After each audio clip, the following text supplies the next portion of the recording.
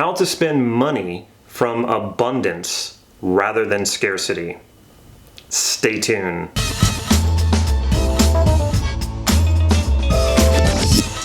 Hey, this is Damon Cart from NLP Gym, bringing you cutting-edge Neuro Linguistic Programming tools and techniques to help you create the life that you desire. So if that sounds good, please click subscribe to this YouTube channel so you can get these videos on a regular basis.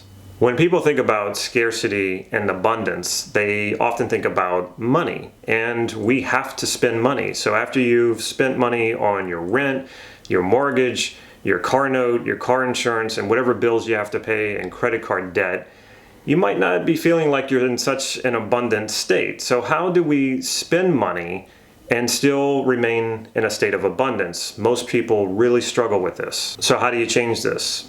Well, there's actually a number of ways to change this. The easiest and fastest is to, instead of thinking about spending money as something being taken from you, which puts you in a state of scarcity. If you think about anytime you feel like you're losing something or something is being taken away from you, that immediately puts you in a state of scarcity. So think about what you're spending money on as something you're getting for that money, or rather focus on what it is you're getting from that. I think we lose touch a lot of times with the money, our expenditures. We're putting money out there, and we're doing this on a regular basis because it's a monthly expense or an annual expense, and we forget exactly what it is we're getting back. For example, instead of just thinking about the money you pay in taxes, think about what you get back for spending money on taxes. Now, you could argue as to how that should be spent, but in general, you do get something back from paying your taxes. The same thing when you pay your electric bill, you pay your cable bill, your car note, you are getting something back for that. And if you're not happy with what it is that you're getting back, then you can always not spend your money on that, or you could find a better deal if you feel like you're not getting a good deal on something. But if you decide that what you are spending money on is a necessity, and you have to spend the money, if you need to drive a car for work, for example, and you have to pay the car note, then focus on what you get. You have the car, and the car enables you to get to work. And this will help put you back into a state of abundance because you're focusing on what it is you get for the money rather than the money just being taken away from you. If you take this even deeper, you will actually go into a state of gratitude. And one thing that you cannot be when you're in gratitude is in a state of scarcity. You cannot be in a state of scarcity when you're experiencing gratitude. Now, this is the power of gratitude, and if you've read any books about money or the metaphysical properties of money and wealth, inevitably they talk about gratitude, because gratitude is a state of abundance. Another thing to look at is to get very honest with yourself and look at what you spend money on and ask yourself, is what you're spending money on an expense or an investment? So an expense would be going out to eat. An expense would be going out to the movies, or any of the sort of maintenance expenses where you're not actually growing something. There's no sort of investment in the sense that you're putting money into something that is growing. So anything that is just you spend the money and it's gone, that's an expense. An investment would be not just the investments you put in, say, like a savings account. It's also, what are you investing in as far as yourself? Are you going to school? If you're going to college, that's an investment. You're investing in college so that you can get an even better job. That would be another example.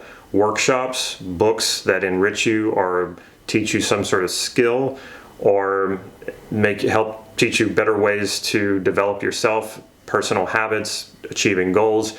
These are all things that you invest in. They're not just expenses. The idea is that you invest money into this, and that either quickly or maybe over a long period of time, then you get the return back. So sometimes investments do take some time and some patience, but also sometimes they do have immediate returns. You might realize that you're not really investing in anything, that all of the money you spend is on expenses and you're not getting anything back. So No wonder you're in a state of scarcity. You need to have some investments in your life. Even Warren Buffett, the man they call the Oracle when it comes to financial investing, says the best place to invest is in yourself. Basically, you can't be taxed for investing in yourself, and it can never be taken away from you. You can never lose what you create within yourself or how you might grow and develop yourself. There was also a man by the name of Jim Rohn, and he inspired Tony Robbins to become,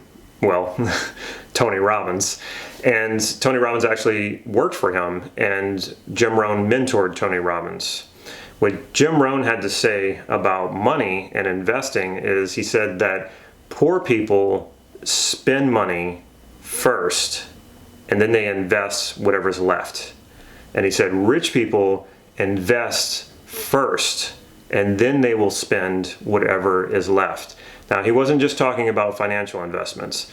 Jim Rohn was a huge advocate for personal development. He always said to start with investing in yourself. Start with developing yourself first before you do anything else. Now, I'm not suggesting that you go strict austerity here and cut out everything you spend money on or cut out all your expenses. We need to go out to eat sometime.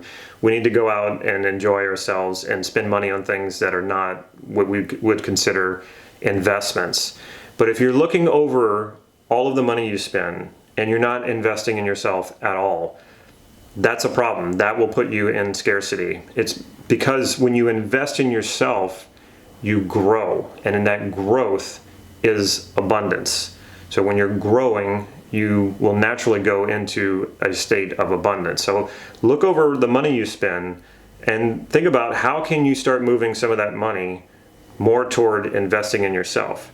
And this is an ongoing process. You don't need to completely redo your budget completely all at once. This might take you some time of picking off expenses or just moving that money into areas where you're investing in yourself. And so that could be joining a gym. That could be taking a course, whether that's an online course or a live workshop, or just buying books that help you in some way, that enrich your life so that you're developing yourself and growing yourself. Not only is investing in yourself good for being in a state of abundance, it will also motivate you. The more you invest in yourself and you see the results, the more you will go further down that path and keep investing in yourself and moving more and more money going out for expenses into going into investing in yourself. So next time you're feeling like you're in a state of scarcity, just look at what you're expending money on and don't focus so much on the spending it, but focus on what it is you're getting back. And if you're not happy with what you're getting back, then stop spending money on it or go find a better deal. Then ask yourself, are you investing in yourself or are you just spending money? And maybe you're doing a little bit of both, but then start looking at ways to move money that's just going out as an expense into investing in yourself. And as you grow, you will feel more and more abundant. Just remember, you will never go wrong by investing in yourself. And investing in your growth is abundance. Check out my free webinar on the 3 problems with NLP trainings today and how to overcome them with one simple solution. This training won't last very long. I will only keep it up for about another 11 days. So claim your training right now. Also, check out my website, nlp-gym.com. There you'll find some more free training as well as some hypnotic inductions that you can download immediately to your laptop, your phone, or your tablet. Check out NLP Gym on Facebook if you'd like to get real-time updates on whatever it is that I'm up to, possible trainings that I'm doing, online trainings, or possibly even giving a talk in your area. Last but not least, if you like this video, please click like right down here. And remember, if you haven't already, click that subscribe button so you can get these videos on a regular basis. Take care.